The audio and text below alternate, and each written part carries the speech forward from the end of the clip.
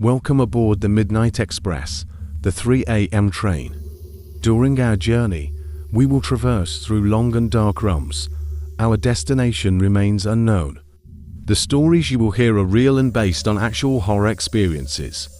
It's important to note that the fear you will experience is far less than what the characters in the stories have endured.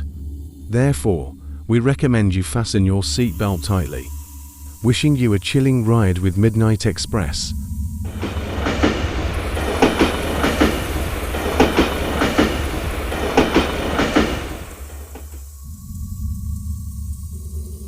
I decided to take a break from my traffic control duties with my best friend, whom I'll call Emily. Emily and I share a platonic bond. She's like a big sister to me. We've been close since I was 17, nearly 40 years ago. Emily has a delightful mini foxy named Bella, known from the old church in the woods. Together, the three of us enjoy exploring new places. About a month ago, in June, which is as cold as it gets in our region, we decided to embark on a week-long adventure over the border ranges toward Tenterfield, Peter Allen's hometown. You must know Peter Allen, with his hit Going to Rio. It was a 6.5-hour drive, slightly delayed by traffic controllers I knew, which caused us to arrive in town an hour later than expected. We stayed the night in a local pub, rested, and prepared for our exploration the next morning. The following day, we set out to find an old cemetery that Emily had read about. It was a neglected and run-down place, but its eerie charm drew us in. The cemetery was off the beaten path, accessible only by a dusty road, surrounded by dense forest and sparse open land.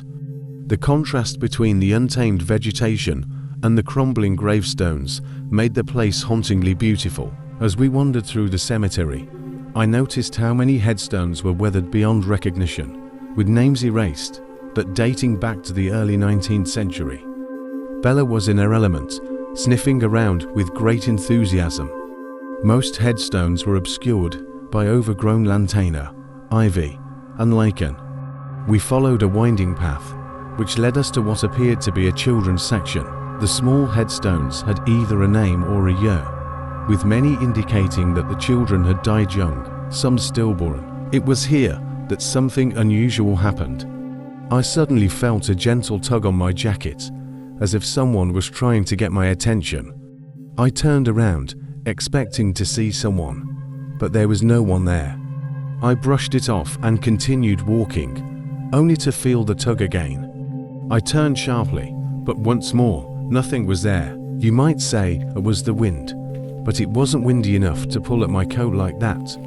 It felt like a child's playful tug, almost as if someone was trying to get my attention in a game. Emily noticed my repeated turns and asked, "Are you okay?"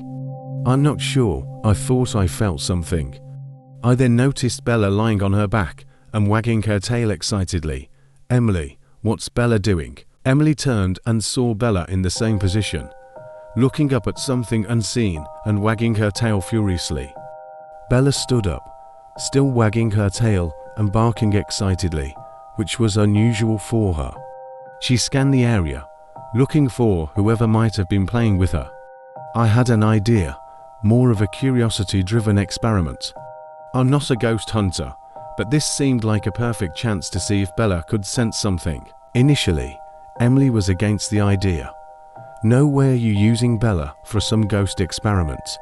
I'm not letting Bella get involved." Eventually, Emily relented, realizing we had to walk back through the cemetery to reach the car, which was a fair distance away.